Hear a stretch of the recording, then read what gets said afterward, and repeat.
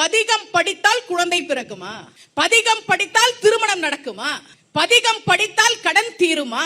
இப்படி கேட்பவர்களுக்கு பதிகத்தின் அருமை தெரியாது பெரியோர்களே.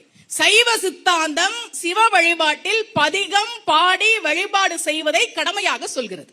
அச்சுத கலப்பாளர்னு ஒருத்தர், அந்த காலத்துல எல்லாம் என்ன பிரச்சனைனாலும் திருமுறைகள்ல நூல் சாத்தி பார்ப்பாங்க. அவருடைய குரு அருள்நந்தி சிவாச்சாரியார் கிட்ட வந்து சொல்றார், ரொம்ப வருஷமா குழந்தை இல்ல.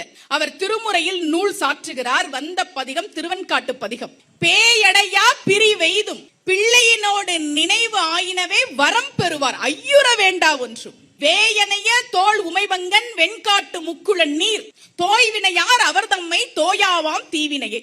இந்த பதிகம் வந்த உடனே அச்சுத கலப்பாளர் தன் மனைவியோடு திருவெண்காட்டிற்கு வருகிறார். 3 தீர்த்தத்திலே நீராடி சிவபெருமானை வழிபாடு செய்கிறார். இந்த பதிகத்தை பாடிக்கொண்டே இருக்கிறார். அதன் பலனாக, பதிகம் படித்ததன் பலனாக அவருக்கு பிறந்த குழந்தைதான் சிவஞான போதம் எழுதிய சந்தான குரவர்களுள் முதன்மையானவராக விளங்கக்கூடிய மெய்கண்டார். இப்ப குழந்தை இல்லைன்னா இந்த பதிகத்தை எடுத்து படிக்கணும்.